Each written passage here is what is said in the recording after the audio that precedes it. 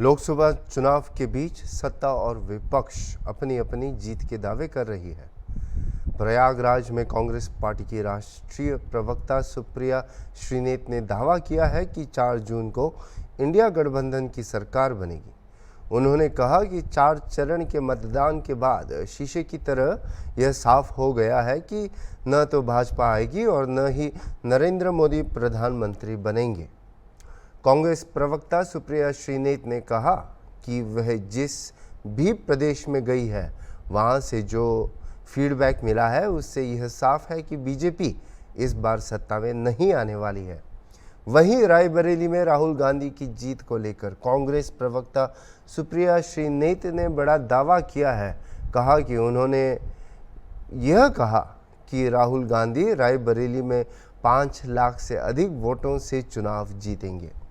वहीं अमेठी में KL शर्मा की भी उन्होंने इस बार बड़ी जीत का दावा किया है। मोदी जी को मुगल रूल, मुस्लिम लीग, मटन, मछली, मुर्गा दिखा। दूसरे चरण में वो ब्याताओं के मंगलसूत्र और आपकी भैंस पर पहुंच गए। तीसरा चरण आते आते वो ऐसा बौखलाए कि अपने जिगर के टुकड़े अडानी और अंबानी को स्वाहा कर डाला। और चौथे चरण में मोदी जी गजनी बन गए। वो गजनी पिक्चर आपको याद है ना, आज करता हूं अगले पल भूल जाता हूं। चौथा चरण आते आते मोदी जी ने कहा कि मैं हिंदू मुसलमान करता ही नहीं हूं, अगर करूं तो मैं योग्य नहीं हूं सार्वजनिक जीवन में रहने के। 4 घंटे बाद फिर हिंदू मुसलमान करने लगे। जिनका वजूद ही इस विषाक्त नफरत और राजनीति का है वो ऐसी बात करते हैं।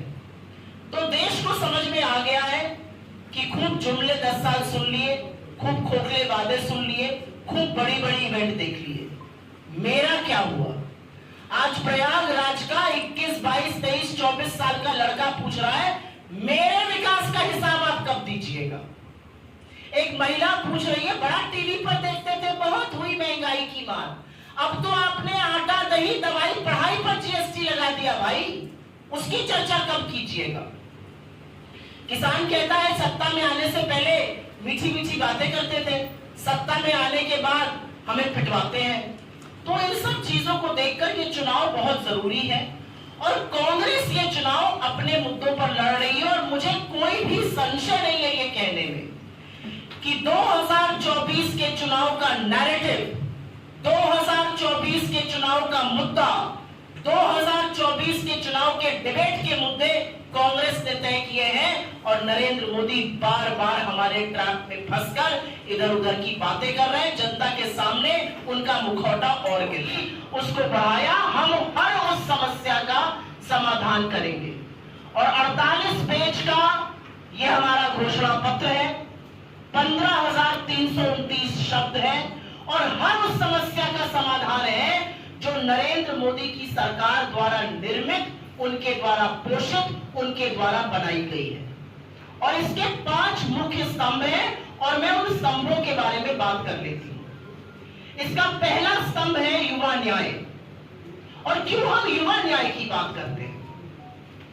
इसलिए करते हैं क्योंकि देश में 60% लोग 35 वर्ष से कम आयु के हैं और 45 साल की बेरोजगारी है। बेरोजगारी की बात करो तो मोदी जी और उनकी मंत्री जी कहती है पकौड़े तल लो। पकौड़ा भी तलने को तैयार है साहब, लेकिन कड़वा तेल 90 पे था, आपने उसको 220 पे पहुंचा दिया। तलने वाली गैस 400 की थी, आपने 1100 पर पहुंचा दी। तो इसलिए युवा के लिए हमारा सबसे बड़ा वादा है कि 30 लाख जो सरकारी पद सेंट्रल गवर्नमेंट में खाली पड़े हैं उनको हम तत्काल प्रभाव से 15 अगस्त से भरना शुरू कर देंगे। हमारा दूसरा बड़ा वादा युवाओं से है पहली नौकरी पक्की का। आप डिग्री और डिप्लोमा धारक हैं और अगर आप अप्रेंटिसशिप एक्ट के अंतर्गत अप्रेंटिसशिप करेंगे तो आपको 8500 रुपए महीना मतलब 1 लाख रुपए साल का मिलेगा अप्रेंटिसशिप 1 साल की।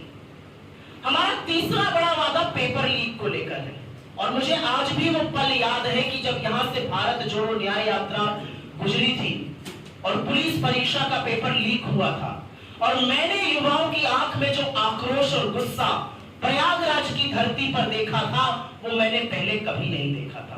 लेकिन उन आंखों में गुस्सा गुस्सा था, उन आंखों में बेबसी थी, उन आंखों में राहुल गांधी जी को देखकर एक उम्मीद भी थी, एक आशा भी थी। इतना उत्साहित भी मैंने युवा को पहले कभी नहीं देखा था।